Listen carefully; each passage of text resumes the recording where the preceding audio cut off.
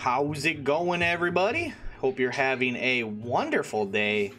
Now, I wanted to go over a few of the debuffs that I enjoy the most. I have picked out 3 debuffs that I feel to be some of the strongest in the game and the most useful. Do keep in mind, this is just my opinion. I feel these debuffs are valuable from the beginning of the game till the end of the game, till your very last battle you ever have. I feel these are useful. I do also feel that debuffs kind of fall off later in the game, because unless that debuff is applied through an attack, as in like a finisher or a weapon strike, it can be a little tedious because you're wasting a turn that you could deal damage when you just put a debuff on them and have to wait, you know.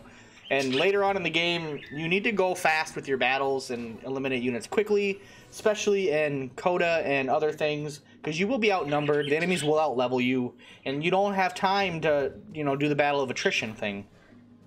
But let's go over the 3 debuffs that I like the most. No particular order.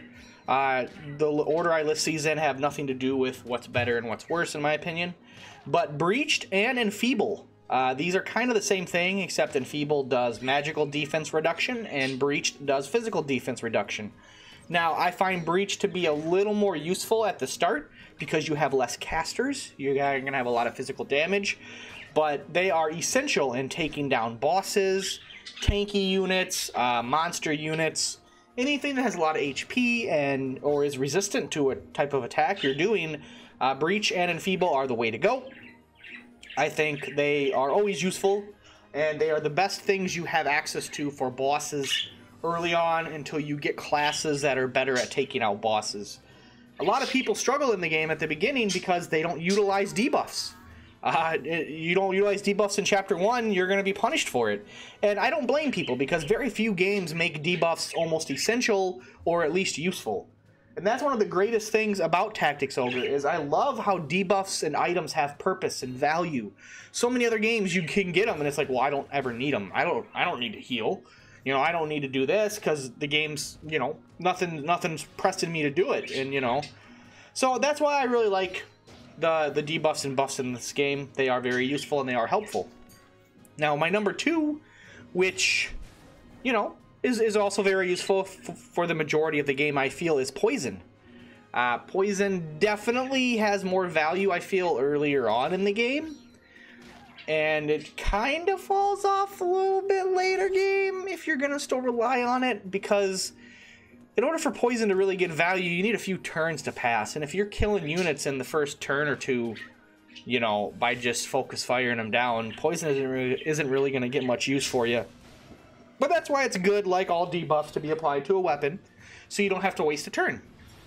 So if you got like Scorpion Sting or any kind of finisher, you know, it's great to have Poison just as an option. And, it, you know, even if it only gets to proc once, I mean, hey, that's extra damage, I guess. You know, you didn't have to use a turn to apply it because you were already going to attack anyway. So Poison is very useful, and it's even more useful against tanky units that have a lot of hit points, so you can chunk them down faster. And I find Poison to be very valuable. Now, the one debuff that is the hardest debuff to get, because to my knowledge, only like one unit has access to it, maybe somebody else that I just can't recall, and that is Fear. I think Fear is by far and large like just the best debuff in the game if I could rate it, but it's up there with these ones. I don't think it's necessarily too superior. But Fear not only reduces attack, but it lowers defense as well. So you kind of get the best of both worlds, as you can see that Fear Tonight right there. Why Fear is so good. And it, you know, it lasts for about 3 turns, I believe. And it's great. Terror Knights are, that is the reason the Terror Knight exists. I think if Fear was not an option for the Terror Knight, I don't know why you call him a Terror Knight, but that's what makes the Terror Knight just so worthy in your party. Not only that, but they're a pretty good tank as well and a great frontline unit. But the Fear, you get that Fear going, you utilize that properly, you can really destroy units.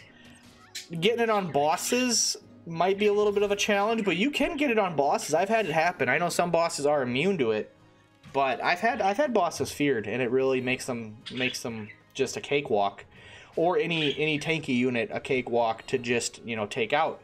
But that's my top 3 debuffs, like I said, in no particular order. The ones I enjoy using, the ones I find the most useful. Obviously, you know, Silence and Charm are really great. You know, they're up there too as like just some of the best debuffs. Charming a unit just shuts them down from the enemy. Just make sure you don't smack them or the enemy smacks them. That's the only problem with Charm is you can inflict it, but then the enemy attacks their own unit, or once you hit that unit, the charm's gone.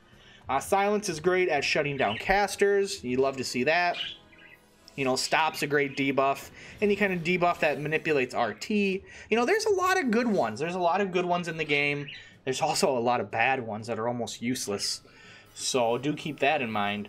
But that's what I enjoy. That's what I find the most useful for a lot of the game. Let me know what ones you guys like, which ones you enjoy. I would love to hear it. Love to have the discussions down below in the comments. As always, thank you guys so much for watching. Thanks for the support. And I hope to see you in the next one. Until then, later guys. Peace out. Have a good one.